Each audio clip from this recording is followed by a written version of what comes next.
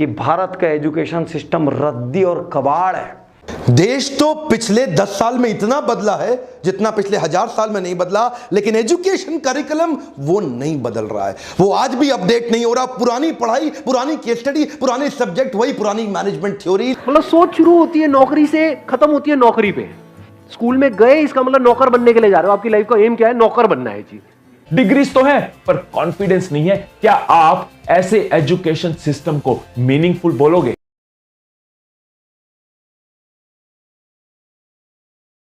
हमारा education system ऐसा तो है नहीं कि आपको सुबह से रात तक नॉलेज दी जा रही है कि आप क्या क्या कर सकते हो। दिमाग को बड़ा किया जा रहा है एजुकेशन सिस्टम में या छोटा किया जा रहा है? छोटा या बहुत छोटा या उससे भी छोटा। मतलब सोच शुरू होती है नौकरी से, खत्म होती है नौकरी पे। स्कूल में गए, इसका मतलब नौकर बनने के लिए जा रहे हो। आपकी लाइफ का एम क्या है? नौकर बनना है जी। ये मैं सच कह रहा हूं, गलत कह रहा हूं? हाँ, चाहे पैसा ज्यादा मिल रहा है कम मिल रहा है, that is not important, but life का एम क्या है? एजुकेशन सिस्टम का एम क्या है? नौकर बनाना। नॉट कि आपका दिमाग खोलना, नॉट कि आपको ऐसा बनाना कि आप नौकरियां जनरेट कर सको, नौकरियां क्रिएट कर सको। ऐसा नहीं है हमारा एजुकेशन सिस्टम। आपको सोचना नहीं सिखाया जा रहा है, बल्कि आपकी सोच को छोटा किया जा रहा है। इसका एंड रिजल्ट क्या होगा? मैकेनिकल हो जाओगे, मतलब एक रोबोट के जैसे बन जाओगे। बस जितना अंदर फीडेड है उस हिसाब से ऐड करो, बस उससे ज्यादा नहीं सोचना है। रोबोट की तरह जिएंगे, रोबोट की तरह मर जाएंगे, खत्म। क्या किया लाइफ में? कुछ भी नहीं किया। ये बुरा तो नहीं लग रहा सुनने में? कड़वा है लेकिन सच। तो अब जब तक कि हमारा mind, we are not expose to such ideas कि क्या हो सकता है, तब तक दिमाग उस डायरेक्शन में जाएगा ही नहीं। करना तो बहुत दूर की बात है। जब आप ये देखोगे कि आपके ही जैसे और लोग भी ऐसा कुछ कर रहे हैं जिसमें कोई बड़ी बात नहीं है, और इस तरह से किया जाता है, ऐसे सोचते हैं, ये होता है वो होता है, तो क्या आपका दिमाग नहीं चलने लग जाएगा उस डायरेक्शन में? अपने आप ही चलने लग जाएगा, आप चाहे चाहो चाहे ना चाहो। देखिए, कॉलेज को आज क्या चाहिए? प्रॉफिटेबिलिटी चाहिए। प्रॉफिटेबिलिटी के लिए सस्ता प्रोफेसर हायर करना चाह रहे हैं। मैं कई सारे कॉलेजेस में गया, मुझे स्टूडेंट आकर के मिलते हैं, मैं हैरान हो गया देख करके।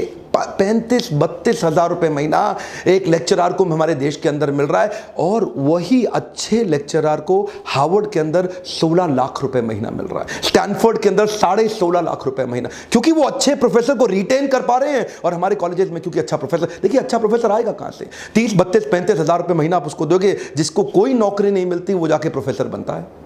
लिटरेसी रेट यूथ का 92% है, मैं मानता हूं, लेकिन ये लिटरेसी रेट कागज पे है, क्योंकि आज की पढ़ाई डिग्री लेने के लिए हो रही है। वेल फिल्ड माइंड है, वेल फॉर्म्ड माइंड नहीं है, और ये वेल फिल्ड माइंड आपको कुछ नहीं देगा। हमारे देश की फैकल्टी अब 28 हज़ार रुपये महीने वाला पीएचडी प्रोफेसर, कहां से एक्साइटमेंट आएगा उसके अंदर? अब उसमें एक्साइटमेंट नहीं है, स्टूडेंट में नहीं है। स्टूडेंट क्लास अटेंड नहीं करना चाहता, बंक मारना चाहता है, वो उसको बचाने के लिए 75% का अटेंडेंस का सिस्टम रख देते हैं, डीबार कर देंगे। अब उसका मोटिवेशन पढ़ाई नहीं है, 75% की अटेंडेंस है। अब वो 75% की अटेंडेंस के लिए आता है और बैठा रहता है ऐसे। अब उसको कोई अगर बाई चांस एक आधा प्रोजेक्ट दे भी दिया केस स्टडी करने के लिए साल 2 साल के अंदर, या साल में 2-3 दे भी दिए, तो वो जाता है दिल्ली में बेड़सराय है, वहाँ जाता है, ढूंढता है, बहुत सारे प्रोजेक्ट पड़े हुए हैं, 1000 रुपये देता है, प्रोजेक्ट खरीद के ले आता है जाके, और जाके जमा कर देता है। ये हाल है देश में। आज कॉर्पोरेट क्या चाहता है? कॉर्पोरेट चाहता है एक आदमी हायर करूं, 5 आदमी का काम कर ले। और हमारे जो बच्चे प्रोड्यूस हो रहे हैं, वो 5 आदमी हायर करो, एक का काम नहीं कर पाता। उसका स्किल डेफिसिट इतना बड़ा है कि on scale of 1 to 10 MBA engineering के बाद उसका स्किल 1.5 भी नहीं है, नॉट इवन 1.5 आउट ऑफ 10 देगा। एक्चुअली ये पूरा प्रॉब्लम इसलिए हो रहा है क्योंकि कॉर्पोरेट्स को इंटरव्यू के टाइम पे MBA का डिग्री चाहिए। अब क्योंकि MBA का डिग्री उनके लिए one of the qualification criteria बन गया, इतने सारे धंधे खुल गए स्कूल कॉलेज के। आओ भाई कॉलेज खोलो, कॉलेज खोलो, कॉलेज खोलो, हम भी डिग्री देंगे, हम भी डिग्री देंगे। आज पहली बार कॉर्पोरेट समझ रहे हैं कि टॉप IIMs की जो डिग्री है वो तो काम की है, ये जो हल्के 20 स्कूल है इनकी डिग्री किसी काम के नहीं है। Google, Ernst and young, Apple, Starbucks, IBM, bank of America, ये कुछ कॉर्पोरेट्स हैं जिन्होंने पहली बार बिना डिग्री देखे ट्राई कर रहे हैं अच्छे रिसर्च ओरिएंटेड स्टूडेंट्स को हायर करने के लिए। कॉर्पोरेट कैंपस, कॉलेज कैंपस, संसार अलग है। मैं इनको एक करना चाहता हूं। देश तो पिछले 10 साल में इतना बदला है जितना पिछले 1000 साल में नहीं बदला, लेकिन एजुकेशन करिकुलम वो नहीं बदल रहा है, वो आज भी अपडेट नहीं हो रहा। पुरानी पढ़ाई, पुरानी केस स्टडी, पुराने सब्जेक्ट, वही पुरानी मैनेजमेंट थ्योरी। हमारे इंडियन स्कूली सिस्टम में एक्सपेरिमेंट और रिसर्च के लिए कोई जगह नहीं है। यहां तक कि टीचर ने जो आंसर सिखाया है उसकी जगह आपने दूसरा आंसर लिख दिया तो टीचर आपकी क्लास ले लेगी कि क्या कहीं ट्यूशन जा रहे हो या किसी दूसरी बुक से पढ़ रहे हो या ज्यादा होशियार बनते हो, जो मैंने पढ़ा है वो नहीं लिख सकते। यहां पर कोई अभिव्यक्ति की स्वतंत्रता या आइडियाज की स्वतंत्रता जैसा कुछ है ही नहीं। ये कैसी एजुकेशन व्यवस्था है जो फेल होने की इजाजत ही नहीं देती, जो प्रयोग करने की इजाजत ही नहीं देती। भारत पढ़े लिखे अनएम्प्लॉयबल लोगों का देश बन जाएगा, पढ़े लिखे अनएम्प्लॉयबल लोगों का देश। वर्ल्ड की जिन चीजों के बारे में आज हमारा एजुकेशन सिस्टम बात कर रहा है वो चीजें आधी से ज्यादा ऑब्सोलीट हो गई है और पुस्तकें बदली नहीं गई है कि भारत का एजुकेशन सिस्टम रद्दी और कबाड़ है। इंडिया का एजुकेशन सिस्टम ऐसा रहा, हम कभी सुपर पावर नहीं बन पाएंगे, हम औसत क्लर्कों का देश बन के रह जाएंगे। हम पूरी दुनिया के लोगों के लिए काम करेंगे और पूरी दुनिया हमको नौकर बना के रख लेगी। जो एंटरप्रेन्योर्स का देश था वो नौकरों का देश हो जाएगा। यदि आप मेरी बात से सहमत है कि भारतीय एजुकेशन सिस्टम को स्क्रैप करके प्रैक्टिकल एजुकेशन सिस्टम, जिसमें प्रैक्टिकल लर्निंग हो, जिसमें इंटेलेक्चुअल, जिसमें सोलफुल, जिसमें फिजिकल, जिसमें अपने आप से एकांत में बात करना सिखाया जाए, जिसमें खुद का स्वॉट, स्ट्रेंथ, वीकनेस, अपॉर्चुनिटी, थ्रेट जैसे एनालिसिस करना सिखाया जाए, जिसमें लिसनिंग पे जोर दिया जाए, जिसमें प्रैक्टिकल और प्रैक्टिकल पे फोकस हो, ऐसा एजुकेशन सिस्टम यदि लाना है तो आपको इस वीडियो को शेयर करना होगा। आपको इस वीडियो को इतनी बड़ी तादाद में शेयर करना पड़ेगा जिससे कि स्कूल के टीचरों की, कॉलेज के प्रोफेसरों की और शिक्षा मंत्रियों की, इन सब की आंखें खुल जाए। इस नंबर्स की रेस में हम एक इंपॉर्टेंट चीज से दूर होते जा रहे हैं और वो है purpose of education. 19th century में ईस्ट इंडिया कंपनी को इंडिया में अपनी इंडस्ट्री एस्टेब्लिश करनी थी। अब इंडस्ट्री एस्टेब्लिश करने के लिए 3 चीजें चाहिए, क्लर्क्स चाहिए, मिलिट्री फोर्सेस चाहिए और साथ में फैक्ट्री वर्कर्स चाहिए। क्लर्क्स जो डेटा डॉक्यूमेंट के रिलेटेड फंक्शन कर पाए, मिलिट्री फोर्सेस जो कंपनी को बचा पाए, प्रोटेक्शन दे पाए, और फैक्ट्री वर्कर्स जो इंडस्ट्री में, कंपनी में काम कर पाए।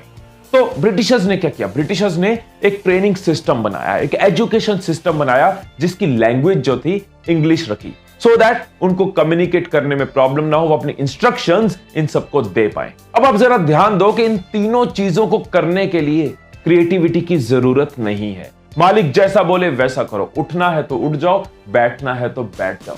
और वही अंग्रेजों का बनाया ट्रेनिंग सिस्टम, एजुकेशन सिस्टम हम आज भी यूज कर रहे हैं और आज भी हमारे बच्चे क्रिएटिव बनने की जगह अनक्रिएटिव बन रहे हैं। उसी ट्रेनिंग सिस्टम को हम चलाए जा रहे हैं। ये बहुत अफसोस की बात है कि देश के कुछ इंस्टीट्यूशंस को छोड़ के बाकी किसी भी जगह आइडियाज की बात नहीं हो रही, इनोवेशन की बात नहीं हो रही, बस मार्क्स के ऊपर फोकस है कि मार्क्स ले आओ, चाहे रट्टा मार के एग्जाम में वॉमिट करके लाओ, चाहे समझ के लाओ, लेकिन फोकस सिर्फ और सिर्फ मार्क्स पे हो रहा है। डिग्रीज तो है पर कॉन्फिडेंस नहीं है। क्या आप ऐसे एजुकेशन सिस्टम को मीनिंगफुल बोलोगे? AICR annual status of education report 2017 के हिसाब से इंडिया के 83%, 83% स्टूडेंट्स एम्प्लॉयबल नहीं है। मतलब उनमें वो बेसिक स्किल्स भी नहीं है कि वो जॉब ले पाए। के लिए जरूरत होती है एक वेल फॉर्म्ड माइंड की, ना कि वेल फिल्ड माइंड की। हम भरने लगे हुए हैं। याद रखना, जरूरत होती है वेल फॉर्म्ड माइंड की, ना कि वेल फिल्ड माइंड की। महाभारत तो सबको याद होगी, उसमें पांडवों के गुरु थे द्रोणाचार्य।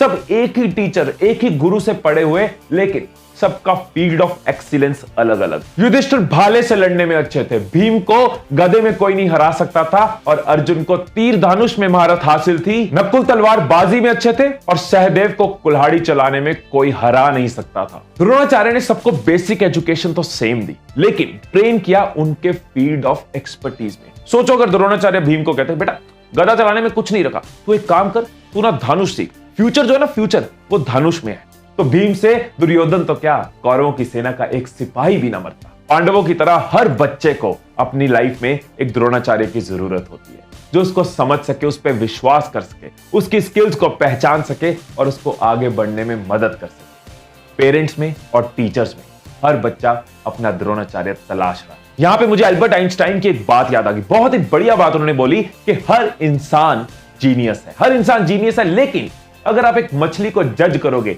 उसके पेड़ पे चढ़ने की कैपेबिलिटी से, तो सारी जिंदगी वो मछली खुद को बेवकूफ मानती रही। और जाने अनजाने यही गलती बहुत से घरों में इंडिया में हो रही है। बहुत से कॉलेजेस में, बहुत से स्कूल्स में हो रही। मार्कशीट से ऊपर, किसी भी कॉलेज से ऊपर आपकी पर्सनैलिटी है, आपकी स्किल्स हैं, आप हो। मैं ऐसे कई लोगों को जानता हूं जिनके मार्क्स कम आए, ऐसे कई लोगों को जानता हूं जो टॉप कॉलेजेस में नहीं पहुंचे, लेकिन आज अपने मतलब के करियर पे, अपने मतलब की कंपनी पे हैं, टॉप पोजीशंस पे। जबरदस्ती की डिग्रियां, जबरदस्ती के मार्क्स उसको फ्यूचर में स्ट्रेस देंगे, लेकिन अगर वो अपने फील्ड ऑफ इंटरेस्ट में जाएगा तो उसकी क्रिएटिविटी बाहर आएगी, उसका पैशन बाहर आएगा, वो खुश रह पाएगा, वेल फॉर्म्ड माइंड बना पाएगा।